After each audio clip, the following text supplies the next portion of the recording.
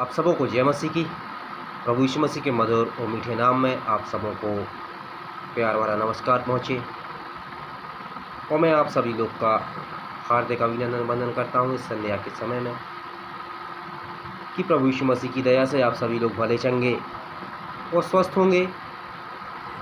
और मैं आशा करता हूँ आप सबकी हर एक आवश्यकता प्रभु यीशु मसीह के मधुर और मीठे नाम में पूरी हो रही होगी। इस समय में प्रभु आपको और आपके परिवार को संभाल रहे हैं, इसके लिए हम सभी को धन्यवाद करना चाहिए। और ये धन्यवाद का विषय है भी कि सारे जगह सारा देश में बंदी पड़ी हुई है, हर एक जगह लॉकडाउन है, हर एक जगह समस्याएं हैं। सब लोग इस समय काम से इस महामारी के कारण काफ़ी परेशान हैं और बहुत से लोग बीमार हैं जिनके ट्रीटमेंट में भी काफ़ी कुछ दिक्कतें आ रही हैं। लेकिन इस सब के बावजूद भी हमारा परमेश्वर हमको संभाल रहा है, हमारा परमेश्वर हमको बचा रहा है और हम लोग भले चंगे और स्वस्थ पाए जाते हैं। ये परमेश्वर की असीम कृपा और उसकी दया है। तो इसके लिए हम सभी को चाहिए कि हम परमेश्वर के प्रति धन्यवादी होना है, परमेश्वर के प्रति हमारा मन आभार व्यक्त होना है। हाँ मेरे प्रियो, हम लोग को प्रभु दिन प्रतिदिन संभालते हैं, बचाते हैं, एक नया जीवन प्रतिदिन देते हैं। कई लोग हैं इस दुनिया में जो रात को सोते हैं और सुबह में नहीं उठते, और कई लोग हैं इस भयंकर महामारी के समय में, इस कोरोना नामक कोविड-19 महामारी के समय में जिनका दम टूट गया, जिनकी सांसें उखड़ गईं, जिनका जीवन थम गया। और मेरे प्रियो, वो इस संसार को छोड़ के चले गए, अपने प्रिय लोगों को छोड़ के चले गए। लेकिन हमको परमेश्वर पिता का धन्यवाद करना चाहिए कि हम भले चंगे और स्वस्थ पाए जाते हैं। इस समय में भी प्रभु हमारे लिए भलाई उत्पन्न कर रहे हैं। हाँ मेरे प्रियो, हर एक समय में समस्या है, हर एक क्षण क्षण पल पल हर आदमी डर में जी रहा है कि अब क्या होगा, कल क्या होगा, ये लॉकडाउन टूटेगा या नहीं टूटेगा, ये काम खुलेगा या नहीं खुलेगा, ये महामारी कब ख़त्म होगी, कब जाएगी, कब क्या होगा, कब कैसा क्या होगा। हर एक व्यक्ति परेशान है। लेकिन मेरे प्रियो,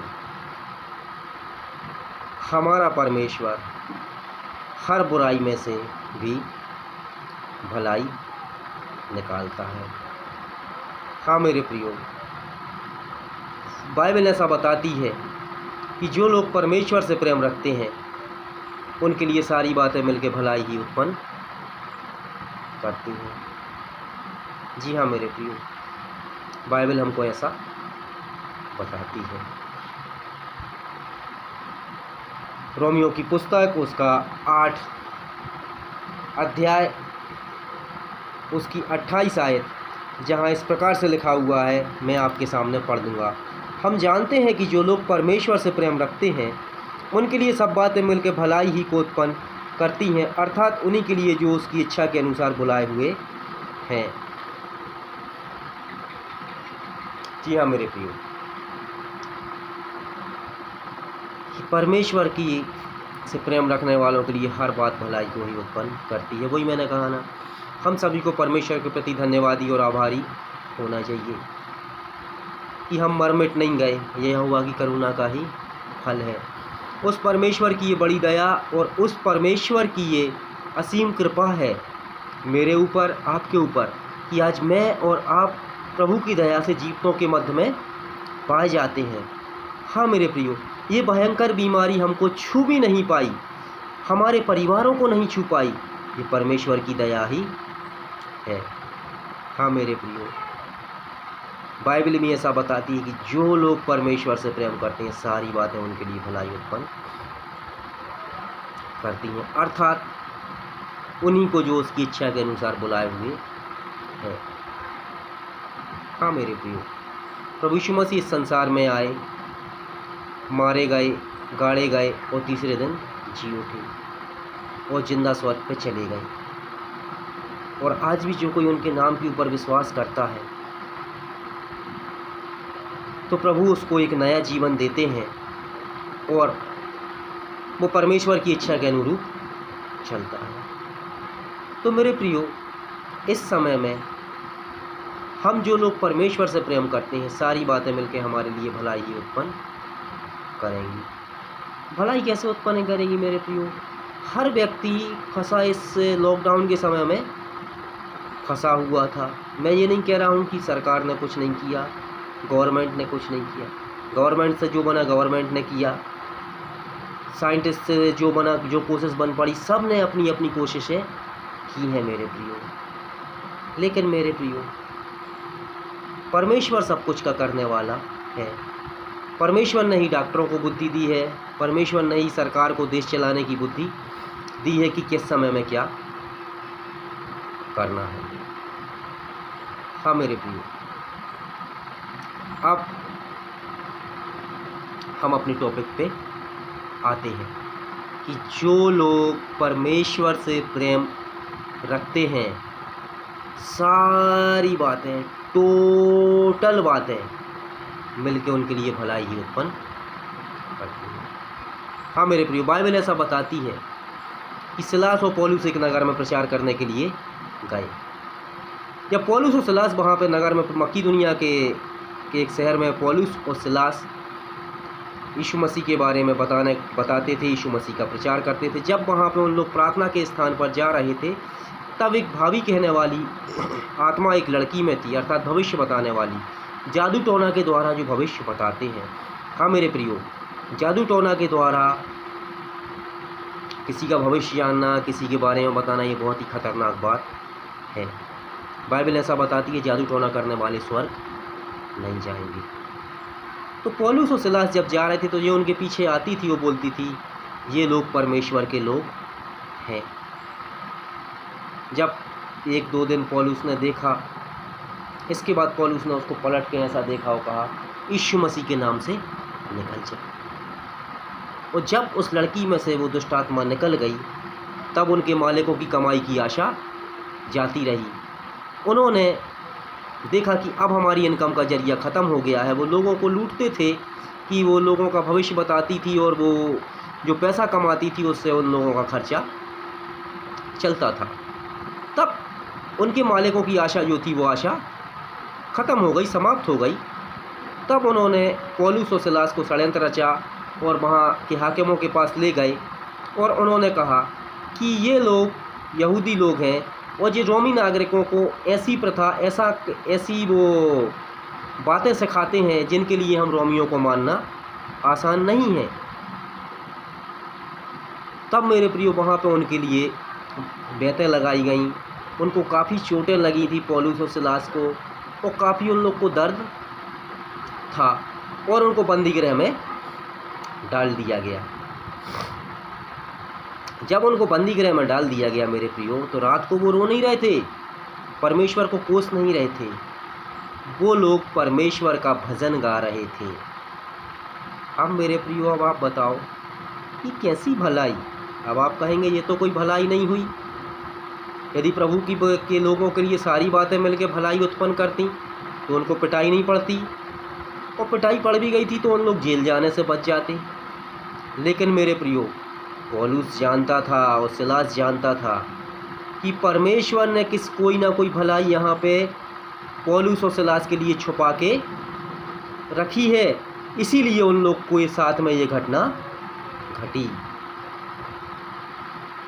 हम मेरे प्रियो, और आगे जब हम बाइबल में देखते हैं, पढ़ते हैं, प्रेरितों के काम 16 अध्याय को जब हम और आगे पढ़ते हैं, तब हम वहाँ पाते हैं कि जब पौलुस और सिलास आधी रात के निकट वैसी दर्द और पीड़ा की अवस्था में परमेश्वर का भजन गा रहे थे, तब एक ऐसा भूकंप आया कि सारे बंदी गृह की नींव हिल गई और सबके बंधन खुल गए। सारे कैदियों के, जो उनकी पाँव में बेड़ियाँ बंधी थी, सब के बंधन खुल गए। ये देख के दरोगा ने जब ये देखा, तब उसने अपनी तलवार लेके अपने आप को उसने मार देना चाहा। तब पौलुस ने कहा, तू अपने आप को किसी रीति की हानि ना पहुंचा, क्योंकि कोई यहाँ से भागा नहीं है। सोचिए मेरे प्रियो, वो कैदी जो आज़ाद होना चाहते थे, लेकिन मेरे प्रियो वो कैदी भी वहाँ नहीं भागे। क्यों? क्योंकि उन्होंने प्रभु यीशु मसीह का वचन सुना और उन्होंने भी परमेश्वर के उस प्रेम को जाना। एक ही दिन में उन्होंने परमेश्वर के प्रेम को जाना, इसलिए उन लोग नहीं भागे थे। कैदी लोग, उनको पता था कि हम लोग जो परमेश्वर को नहीं जानते हैं, हमने उसका वचन आज पहले दिन सुना और पहले ही दिन में हमारे बंधन खुल गए।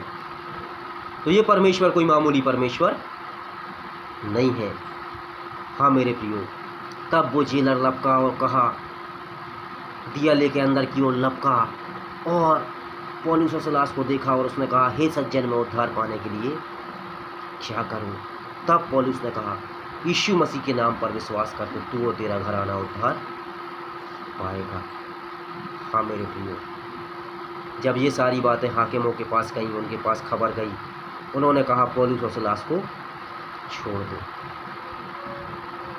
तब मेरे प्रियो वो दरोगा उनको लेके घर गया और उसके घाव पर उन्होंने दाखरस डाला, पट्टियाँ बांधी, उनकी सेवा टहल की, उनके पैर धोए। देखो, जो लोग उनको मार रहे पीट रहे थे, वही लोग अब उनके पैर धो रहे हैं। प्रभु ने उन्हीं को उनके कदमों के नीचे कर दिया है। तब वहाँ के हाकिम लोगों ने कहा, उनको भिजा दिया, तो दरोगा ने खबर भिजाई कि उन लोग नहीं जा रहे हैं। तब दरोगा और हाकिम लोग जब आए, तब उन्होंने पौलुस और सिलास लोगों से कहा, तुम चले जाओ। उन्होंने कहा, हम नहीं जाएंगे, हम लोग रोमी नागरिक हैं, तुमने हमको बिना वजह मारा और पीटा। तब मेरे प्रियो उन लोग भी डर गए, क्योंकि उस समय रोमी नागरिकों के ऊपर हाथ उठाना बहुत कठिन बात थी बिना प्रूफ के। हाँ मेरे प्रियो, तब उन हाकिमों ने भी पौलुस और सिलास के बहुत हाथ पैर जोड़े, बहुत मनाया और उनसे विनती की कि वो चले जाएं। तब उन लोग दूसरी जगह की ओर रवाना हुए। हाँ मेरे प्रियो, और ये पौलुस जो है, जिसने प्रभु के लिए मार खाई, और जिस पौलुस ने कहा कि तुम यीशु के लिए के नाम पर विश्वास करो, तू और तेरा घराना उद्धार पाएगा, यही पौलुस के बारे में कुछ बता के मैं समाप्त करूंगा। ये पौलुस जिसने ये बात लिखी है कि जो लोग परमेश्वर से प्रेम करते हैं, सारी बातें मिलकर उनके लिए भलाई ही उत्पन्न करती हैं। ये पहले यीशु मसीह के नाम के मानने वाले लोगों को सताता था, मारता था, पीटता था। एक दिन प्रभु यीशु मसीह का दर्शन इसको बीच रास्ते में हुआ। उसने कहा, हे शाऊल, तू मुझे क्यों सताता है? उसने कहा, हे प्रभु, तू कौन है? उसने कहा, मैं यीशु हूँ जिसे तू सताता है। हाँ मेरे प्रियो, क्या पौलुस यीशु को सता रहा था? यीशु के मानने वालों को सता रहा था। हाँ मेरे प्रियो, यदि कोई आज आपको, मुझको, जो लोग हम यीशु मसीह को मानते हैं, हमको सताता है, तो वो हमको नहीं सताता, वो प्रभु यीशु मसीह को सताता है। प्रभु यीशु मसीह उसका पलटा लेने के लिए तैयार रहता है। और यही पौलुस जिसने प्रभु के लिए मार खाई, प्रभु के प्रेम को जाना और यीशु मसीह का एक ऐसा प्रचारक बना जिसने एशिया जगत में तहलका मचा दिया। हाँ मेरे प्रियो, पूरे रोम क्षेत्र में इसने तहलका मचा दिया मेरे प्रियो, यही पौलुस। हाँ मेरे प्रियो, और बाइबल में यही ने लिखा कि जो लोग परमेश्वर से प्रेम करते हैं, हाँ मेरे प्रियो, यदि हम और आप परमेश्वर से प्रेम करते हैं, तो सारी बातें मिलकर हमारे लिए भलाई ही उत्पन्न करेंगी। इस लॉकडाउन के समय भी मेरे परमेश्वर से हम लोग जो प्रेम रखते हैं मेरे प्रिय भाइयों बहनों, तो सारी बातें मिलकर मेरे और आपके लिए भलाई उत्पन्न करेंगी। इस लॉकडाउन के समय में ये महामारी का भी एक टीका बनेगा।